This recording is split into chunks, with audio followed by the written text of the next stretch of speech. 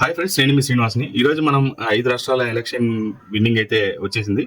మనకు మెయిన్గా తమిళనాడు చూసుకోవాలి. ఇందులో ఆశ్చర్యకరంగా తమిళనాడులో విజయం సాధించాడని చెప్పొచ్చు. దగ్గర దగ్గర 110 సీట్లతో అతను ఈజీగా గెలుచుకొని వచ్చాడని చెప్పొచ్చు. అంతేకాకుండా 53 ఏడీఎంకే, అలాగే డిఎంకే చూసుకుంటే 71, 72 సంథింగ్ వాళ్ళ పక్కన ఉన్నారనమాట. దీంట్లో చూసుకుంటే విజయ్ని గొప్పగా చెప్పుకోవాలి దీంట్లో. ఎందుకంటే విజయ్ సాధించిన విజయం అట్లాంటిది ఇట్లాంటిది కాదండి. అతన్ని చాలా విమర్శలు అయితే చేశారు. అంతేకాకుండా ఈడీ కేసులు ఇవన్నీ కూడా పెట్టారు. సినిమా రిలీజ్ కానికుండా చేశారు. ఇవన్నీ చేసిన తర్వాత కూడా అలాగే 40 మంది చనిపోయాడని చెప్పి 40 మంది చనిపోయిన దానికి కూడా విజయ కారణమని, త్రిష కానీ, లేదంటే వాళ్ళ భార్య విడాకుల గురించి కానీ, వీటన్నిటి గురించి చాలా ఇబ్బందులు అయితే అతను ఎదుర్కొన్నాడు. అన్నింటినీ ఎదుర్కొని కూడా విన్నింగ్ అయితే సాధించాడని చెప్పొచ్చు అనమాట. వీటన్నిటి గురించి పక్కన పెడితే అతను కేవలం విజయ్ అనే ఒక మనిషిని చూసి మాత్రమే ఓటు వేశారండి.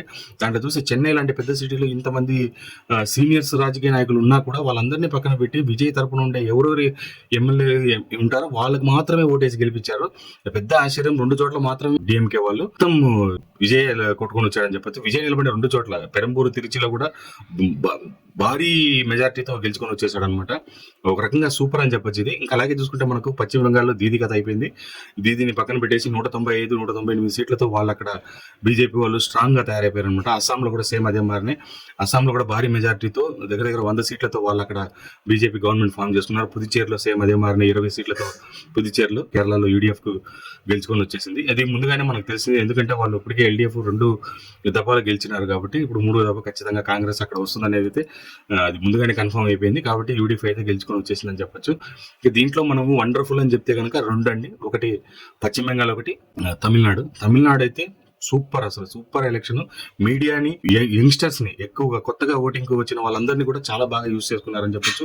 వాళ్ళందరూ కూడా పూర్తిగా విజయ్కే ఓటేసి భారీ మెజార్టీతో గెలిపించారని చెప్పొచ్చు అనమాట. ఇంకా తర్వాత గవర్నమెంట్ ఫామ్ చేయాలంటే కొద్దిగా కొన్ని ఇక్కట్లు ఉన్నాయి. కానీ ఏడీఎం నుంచి తీసుకుంటారా లేదా డిఎంకే నుంచి తీసుకుంటారా తెలియదు. దగ్గర ఒక 8-10 సీట్ల వరకు అవసరం అయితే ఉంటుంది. దాన్ని తీసుకొని వీళ్ళు గవర్నమెంట్ ఫామ్ చేయాలి. ఖచ్చితంగా విజయ్ సీఎం అనేది కన్ఫర్మ్ అయిపోయింది. ఇంకా దీంట్లో ఏం మాత్రం లేదు. మిగతా అన్ని ఇంకా ఒక 4-5 రోజుల్లో ఏ విషయం అనేది తెలుస్తుంది అనమాట. కానీ ఈ విజయాన్ని మాత్రం మనం చాలా గ్రేట్ గానే ఒప్పుకోవాలి. ఎందుకంటే ఇంతకుముందు మనకు ఎన్టీఆర్ గారు వచ్చిన కొత్తలో అప్పుడు కాంగ్రెస్ మీద ఎంత వ్యతిరేకత ఉండిందో అదే విధంగా ఇప్పుడు డిఎంకే, ఏడీఎంకే మీద ఉండే వ్యతిరేకతని తమిళనాడు నిరూపించిందని చెప్పొచ్చు అనమాట. ఇంకా మీకేమనిపించిందో నా కమెంట్స్ రూపంలో తెలియజేయండి. విజయం గురించి మీరేమనుకుంటున్నారో నాకు కమెంట్స్ లో పూర్తిగా తెలియజేస్తారనుకుంటున్నాను. వీడియోని లైక్ చేసి, షేర్ చేసి, సబ్స్క్రైబ్ చేసుకోండి.